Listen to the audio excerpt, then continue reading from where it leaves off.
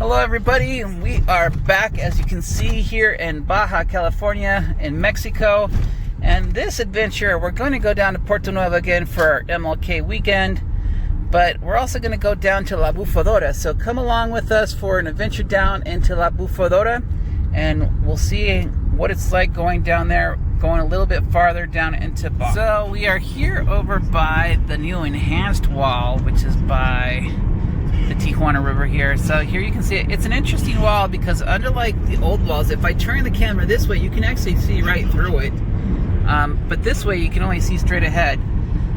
We are on Highway 1 right now, which will take us to the toll road for Baja.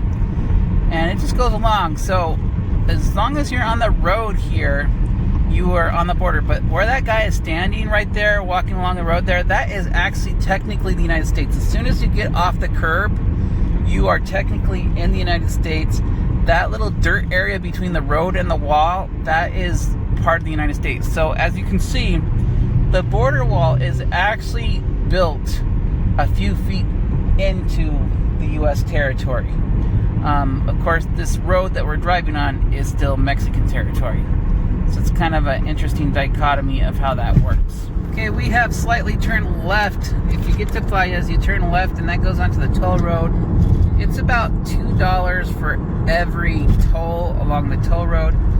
We expect on this one to have at least two. We'll probably have like 4 going down to Ensenada. Each one will be about $2. So that's our plan going down on the toll roads. It's a lot safer when you go on these toll roads. They give you a little ticket. Make sure that you get the ticket, and that ensures roadside assistance if you were to break down. So we are now on the outskirts of Ensenada. There's the Ensenada Visitor Center over there to the left. The toll coming into Ensenada was $1.10 or 43 pesos. No, it was $2.20 or 43 pesos. It was 43 pesos, but $2.10. Correction there. And we're just going to continue on the 1. The 1 and the 3 briefly merge right here in Ensenada, but we'll continue on the 1, which will take us down to La Bufadora. Ensenada has definitely grown as a city. It's the major port town for Baja California. Coming now into the city center of Ensenada.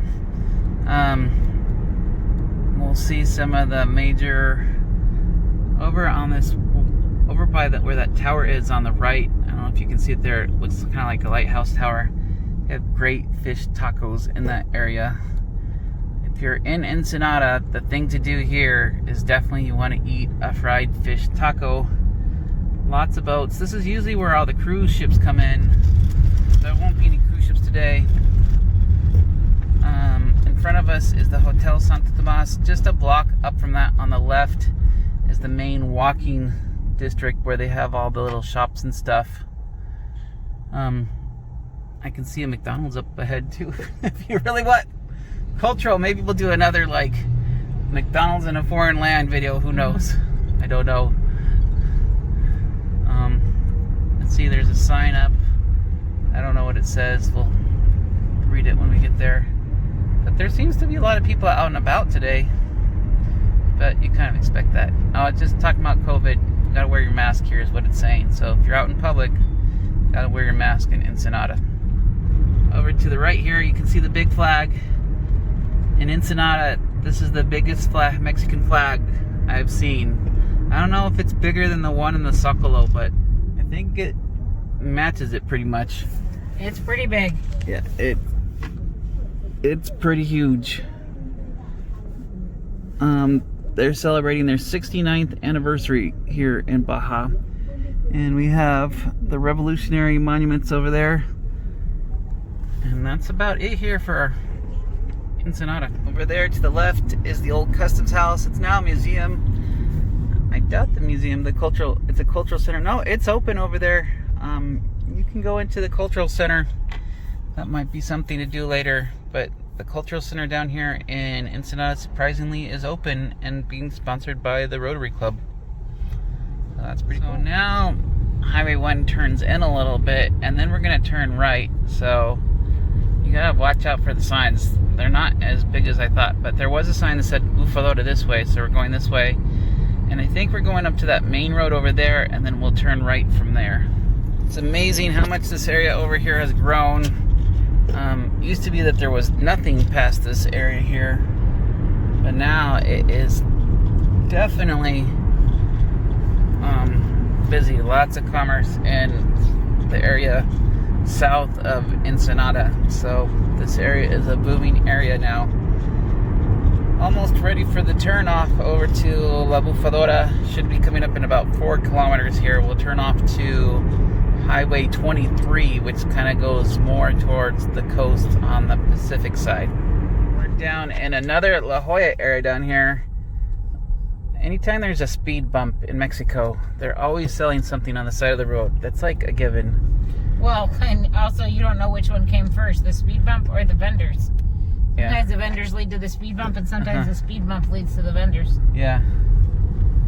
We're about 6 miles now from the blowhole here, so we're getting there, but it seems like it's getting slower and slower because we get more stops along the way. It's kind of funny. Coming down on La Lobera area here, which you can tell you're on a peninsula because I can see the ocean on both sides of us here. On this side over here and that side is the ocean. Just less than a mile to go now. And also, you know, something's happened because the ocean's on the driver's side. Yeah. La Bufadora, they're charging here $3 or 50 pesos. It's actually cheaper if you pay in pesos to park. That's the going rate. Some are charging as much as $4 for parking, but $3 is currently the rate. Used to be just park for free on the side of the road, but not anymore. Now everybody's got a stake to claim on the road here. I was wondering if the gauntlet of vendors here would still be here, and the answer is all the vendors are still here.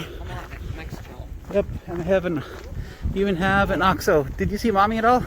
She went to the bathroom. Okay. Welcome to La Bufadora. If you were wondering if the vendors were still here, yes, they're still here. And now you gotta walk all the way in. Okay, so we are here at the Bufadora. We're gonna walk down. It was 50 pesos to go in, to park. 50 pesos to park, and we're gonna walk down this way and go through the gauntlet and eventually get to the blowhole. We are still walking here, and behind me you can see like a restaurant. And it's so funny because when I was here as a kid, I remember distinctly being here like when I was like 8 years old. There was only 2 vendors. There was like one guy who would sell you armadillos and another guy who would sell you sodas, and that's it. Now you can't walk like 2 feet without like getting sold on somebody or something. And actually, if you want to pay some $3, you can come all the way down here, and there's a parking spot here, so you can get closer. You didn't have to walk as far as we walked. I guess we were kind of dumb, but what do you know? You don't know until you know. I haven't been here for like at least 25 years. I remember like last time I came there was a lot of vendors, but nothing like the amount of vendors that there are here now. If I camera here, we're now getting into the federal zone. As soon as we walk up to this like little sidewalk, we'll be in this federal zone, and so the vendors will stop. This is where you used to park, and we'll go from there. Looks like they're selling some clams over there. That looks good. Look in here. Got the snack table in here with the churros, the coconut, the culture. If you like seafood, Yep. look in here on the right. This is blanquito. Finally got past the vendors area. You haven't taken a picture by the letters. Were you even really there? Got to take a selfie here at the letters because, as Denise said, if you haven't taken the one by the letters, were you actually here? Yeah, see, there's some. According to legend, a mermaid was trapped down here, and she was sentenced to like be down here, and she was put into the cave that's right below your feet, AJ. What? And she gets mad every once in a while and blows up air. Sometimes a lot, sometimes a little. If you come over this way, you'll probably be able to see it more. It's not blowing that hard right now. What's up? Salty. She's definitely salty.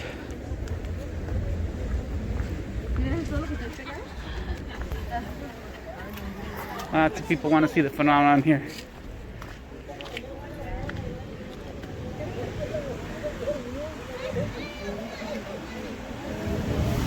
There it goes.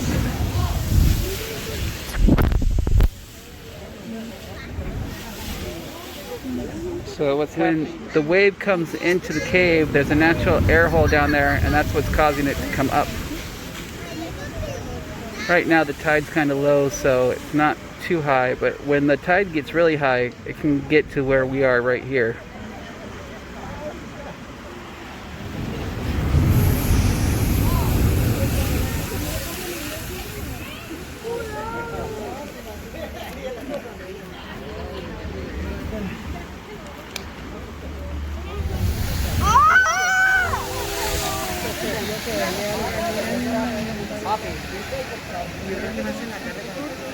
Of course there would be crabs over there.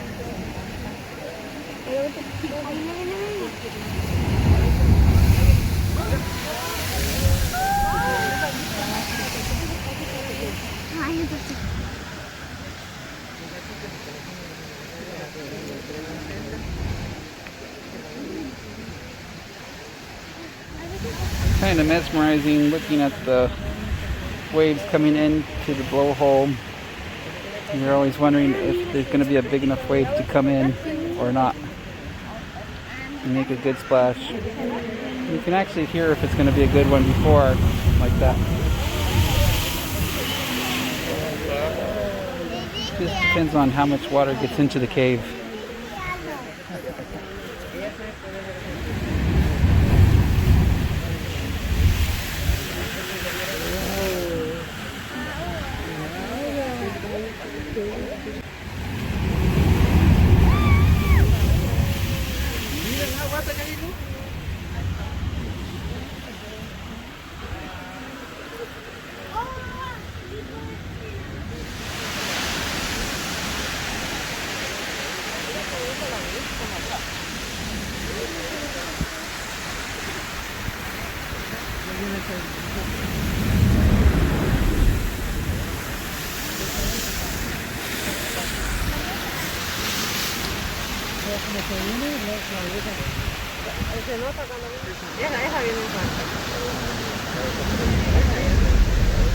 Mira, ¿ves?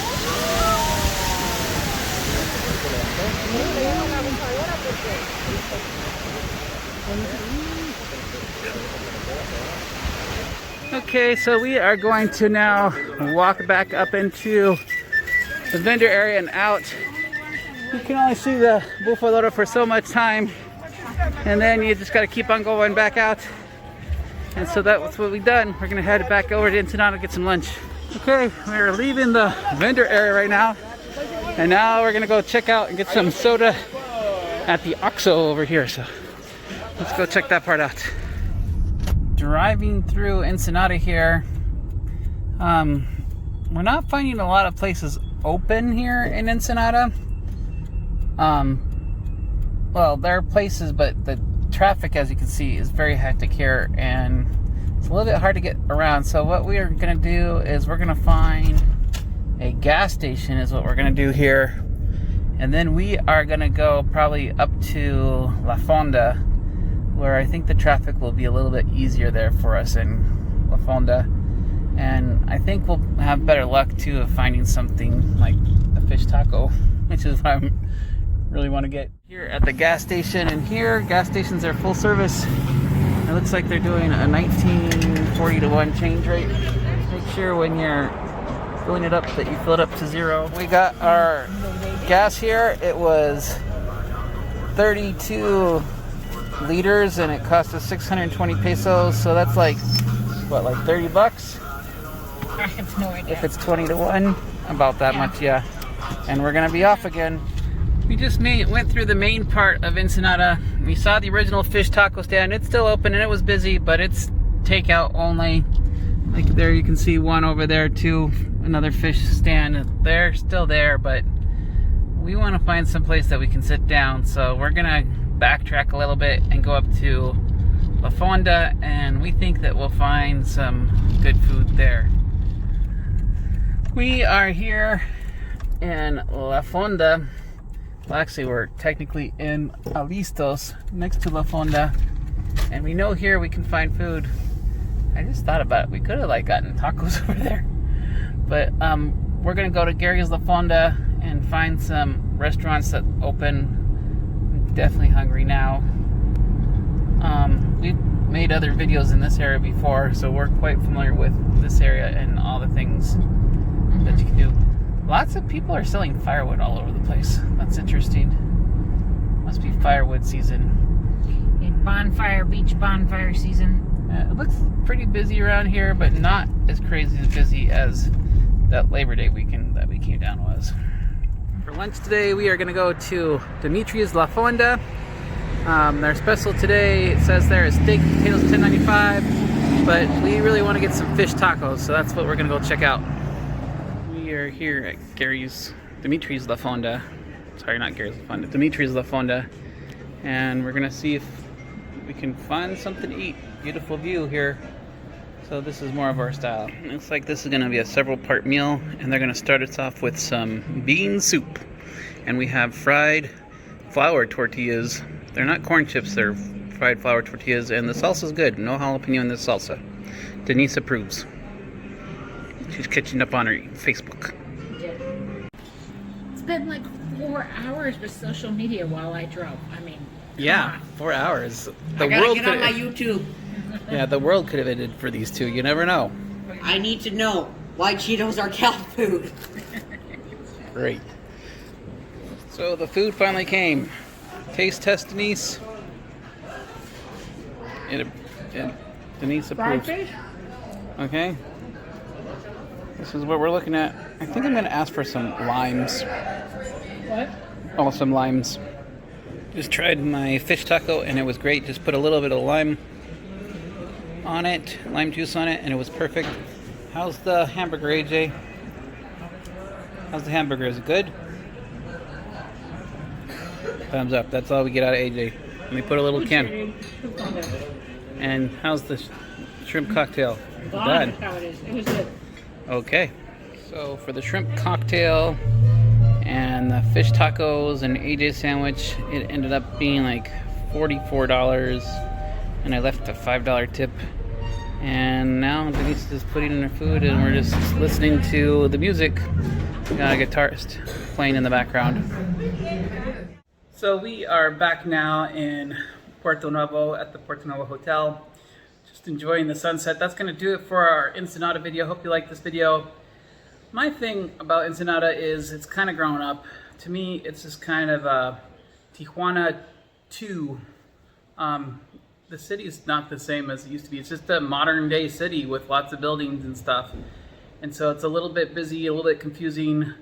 It needs to improve its traffic, but it's still a nice city to visit. They still have good fish tacos. We didn't try one, but maybe if they're on the boat, get off. But I don't know if I'd go there specifically to go there. I think I'd stay around on the smaller towns like here in Puerto Nuevo. If you like this video, please subscribe and like. It helps the channel, and I will see you on the next video. Thank